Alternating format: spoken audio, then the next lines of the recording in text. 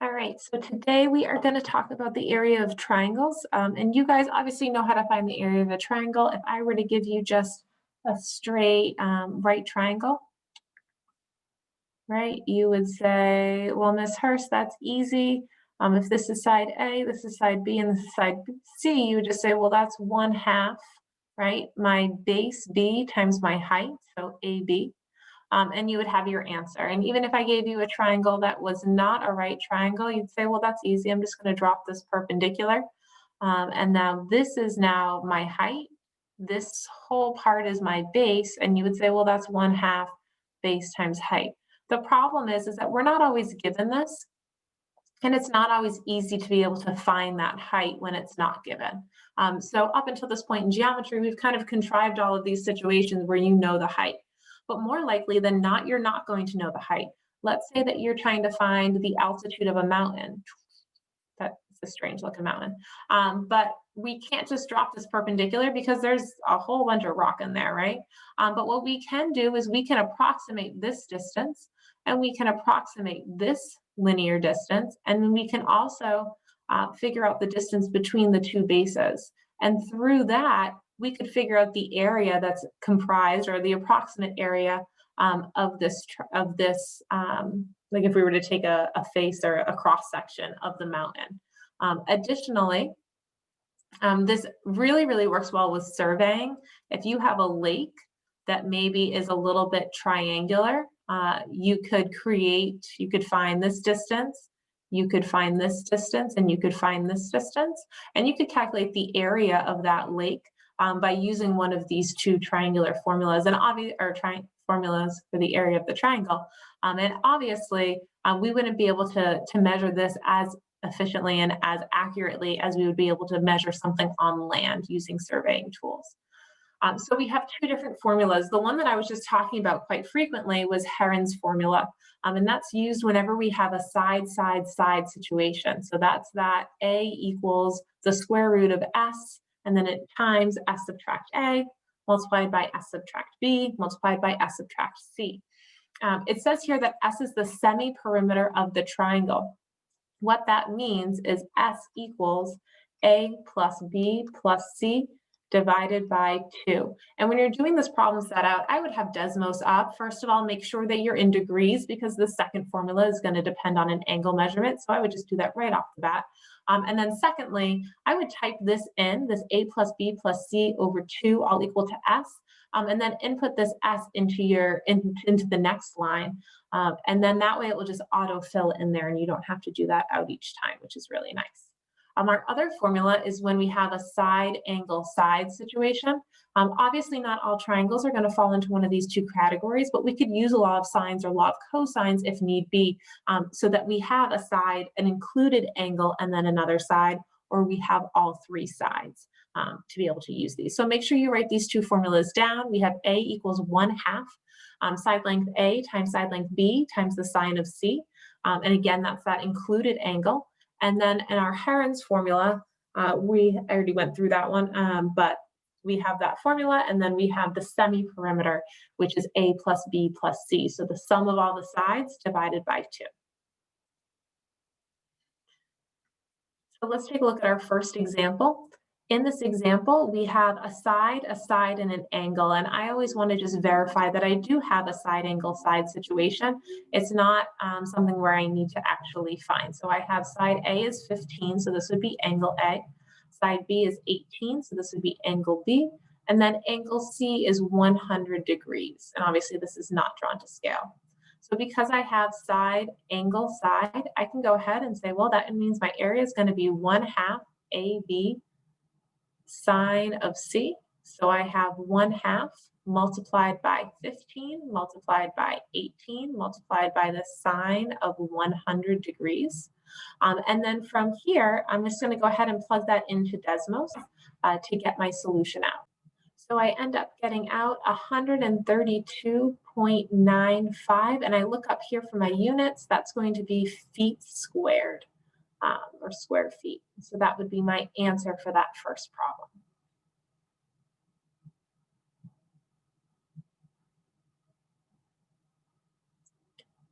All right, for this next one, We have, notice we have 3 side lengths. So I know I'm dealing with a side, side, side situation because I'm given A, B, and C. I'm not given any angle measurements. So I know that I need to use Heron's formula. So I'm going to need to know what A plus B plus C divided by 2 is, what that semi-perimeter is. And then to find the area, I'm going to do the square root of S times S subtract A times S subtract B times S subtract C. All right, so let's start here. We're going to have 20 plus 40 plus 30 all divided by 2. So 20 and 40 is 60 and 30 is 90. So that's going to yield 45. So my area is going to be equal to the square root of 45 multiplied by 45 subtract 20 multiplied by 45 subtract 40 multiplied by 45 subtract 30. So what I have here is the square root of 45 times 25 multiplied by 5 multiplied by 15. I'm going to go ahead and sub this into Desmos to get my answer back out. All right, so by subbing that into Desmos, I'm going to get 290.47 or 47 hundredths. And since there's no units attached, but I'm dealing with area, I have units squared. And I just want to show you now that we have that answer in there, what my Desmos looks like so that you can kind of set something up similar to help you just be a little bit more efficient with these problems. So I'm going to go ahead and clear all these drawings. I'm going to Desmos and notice what I have here. First of all, I made sure that my settings were set to degrees. I'm not doing anything with the graphing, so that's kind of void. The reason I'm using the screen is really because of this command center over here. So I set up that S equals A plus B plus C divided by 2. And then I set up the equation A equals the square root. I put in Heron's formula right here. And just make sure you put these in correctly because otherwise everything could kind of fall apart from there. Then I just set a spot up for A, B, and C. So any future problems that I do, I just have to change A, B, and C to whatever the given problems are in the formula, and it will output what S is, and it will output what my corresponding area is. And it does that automatically for us. So it's a little bit of, it's not computer programming, but it's a little bit of programming mathematically to set something up so that we can get our answer out in a more efficient way. And that's oftentimes how mathematicians are going to be using computer programming. If they're not doing like the nitty-gritty computer programming stuff, we're trying to find a more efficient way to be able to complete tasks. All right. All right, now you're going to have one that you're going to try. So we have, let's go ahead and work through this solution. Notice that we have an R, S, and a T. So we have the 3 side lengths. So this is a side, side, side situation. So we're going to be using Heron's formula for this. So I'm going to start off. I know that S is going to be equal to 120 plus 80 plus 115 divided by 2. And then I know that my area is going to be equal to the square root of S times S subtract 120 multiplied by S subtract 80 multiplied by S subtract 115. And again, I'm not going to go ahead and waste my time doing out all of this when I can put it into Desmos. So I have now my A value is 120, my B value is 80, and my C value is 115. So notice I'm getting out my answers here. I find out that my S value is 157.5 and that I'm going to go ahead and clear these annotations. My area is 4,410 and 64 hundredths. So I'm just going to double check that I have those correct. I have 120, 80, and 115. I put those incorrectly, so we're good. So we're going to get 4,410 and 64 hundredths. Where did you go? All right, so we get out our area, 4,410. It was 64 or 63 hundredths. We're not given any units, so we're just going to say units squared. We may be a little bit off with our decimals. We should be on the same page if we're all using Desmos and we're all following the same process, but try to just round to your nearest hundredths for right now, unless the problem states otherwise.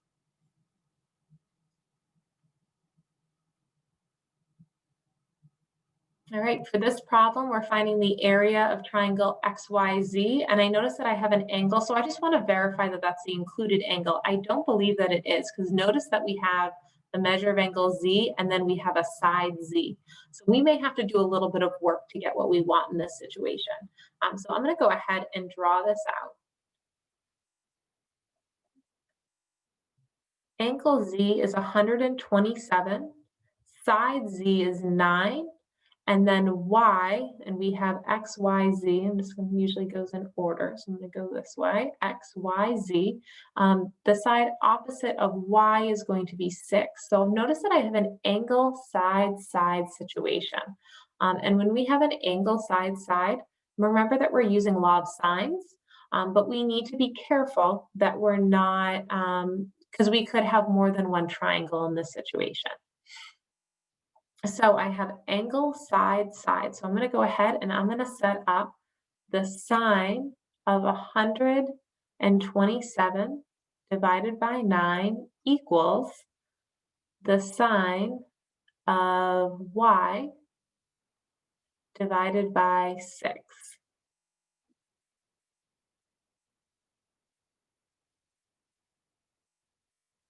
All right, so now I'm just going to go ahead and multiply by 6. So that would simplify down. I've got a 6 here. This simplifies down to 2/3.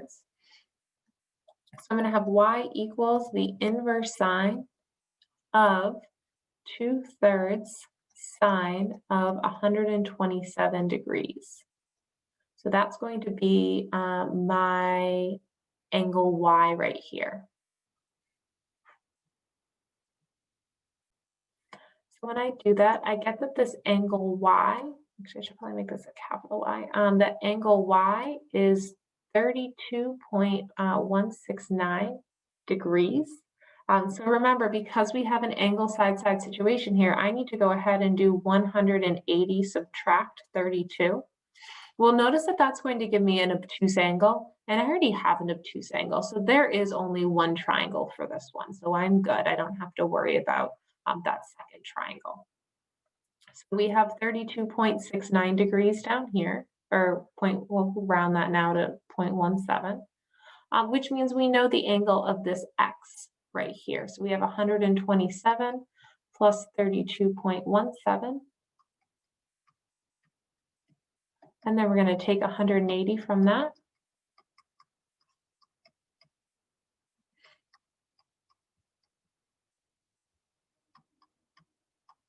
We get 3802, so 20.83. All right. So now we have a side angle side situation, right? We have this side length of 9, we have the side length of 6, and we have this 20 and 83 hundredths. So now I can find my area. I have my area equals 1/2 multiplied by 6 multiplied by 9 multiplied by the sine of 20 and 83 hundredths. So we're going to go ahead and put that into a calculator. And we get 9.6 units squared. Oh, meters squared, sorry. This was meters, and this is meters.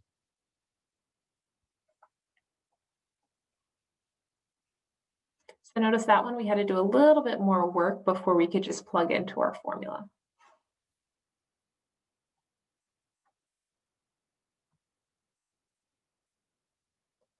This next one's an application problem, but what I noticed right off the bat is that I'm given 3 side lengths. So I know I'm going to have to use Heron's formula for this, but I'm going to draw a picture just to make sure I know what's going on. And we have a triangular parcel of land has side lengths. So I have a triangular parcel of land.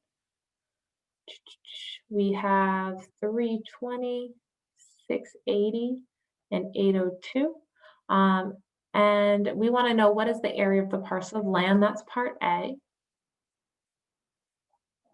And then part B says if the land is valued at $2,100 per acre, what is the value of the parcel of land? And we know that 1 acre, we don't know, but it's given that 1 acre is equivalent to 43,560 square feet.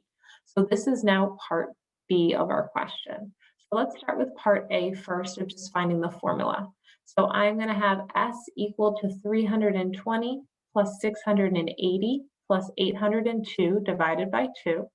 And then I know my area, therefore, is going to be S times S subtract 320 multiplied by S subtract 680 multiplied by S subtract 802. So from putting that into the calculator, we get an S equals, so our semi-perimeter is equal to 901, and our area is going to be equal to 107,019 with an 81 hundredths. So that's part A. Part B, we now need, and that's in square feet, since all of our original measurements were in feet and we're calculating area.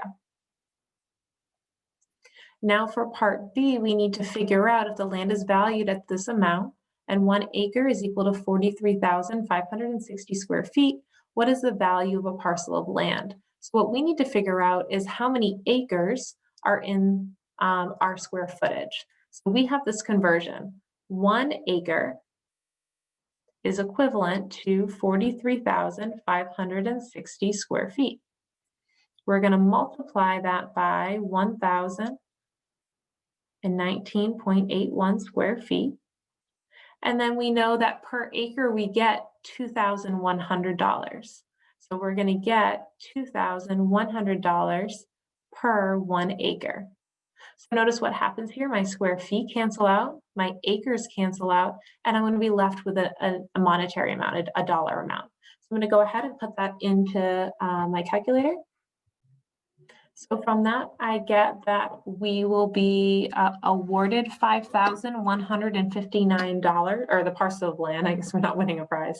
The parcel of land would be $5,000, or be worth $5,159.36 for that parcel of land.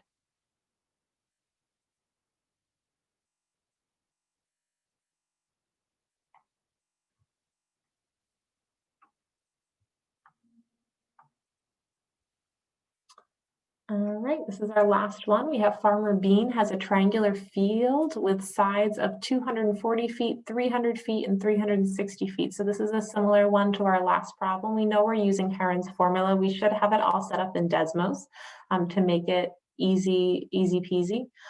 So we know that we have a side situation, but let's keep reading. Through experimentation based off of a past practice with similar compounds, he finds that Mr. Brust's videos work as great fertilizer. He wants to apply fertilizer to the field. If 1 pound bag of videos can fertilize 6,000 square feet, so 1 40-pound bag, so we don't even care about the pounds. If 1 bag covers 6,000 square feet, how many bags must he buy to cover the whole field? We want to know how many bags do we need to take into consideration that entire area. So what we need to know is what this entire area is going to be. So let's start there. Area is going to be equal to, we know the square root S times S subtract 240 multiplied by S subtract 300 multiplied by S subtract 360. We're going to go ahead and put that into our calculator. So from that, we find out that the area is equal to 35,717.642 square feet. And then we're going to use our ratio that we have over here, that 1 bag is equivalent to 6,000 square feet. Therefore, we want to know how many bags is going to exist, or how many bags we'll need for 35,717.642 square feet. So I'm going to multiply by square feet over here. So what we're really doing is dividing our area by the 6,000. And some of you guys may have been able to jump right to that, which is awesome. We just want to make sure we can always back it up with a mathematical process. So we're going to go ahead and divide that amount by 6,000. We get an answer for X to be approximately 5.95 bags, but obviously we're not going to be able to create a 0.95 bags, so we would use 6 bags of 40-pound fertilizer, or in this case, the videos. And that makes sense. I always like to try to use numeracy to double check my solution just to see if it makes any sense at all, especially with these application problems. So I went back to my problem before I reported my answer, and I said, all right, 35,000, I could round that up to 36,000 because I know 6 is divisible by 36. And if I had 36,000 and I divided that by 6,000, my zeros would cancel and I would be left with approximately 6. So if I'm left with approximately 6, that's exactly what I got, right? It obviously would be a little bit under 6, but we can't buy or create a bag with 0.95, 95 hundredths of a bag. So we round up to 6 in this instance.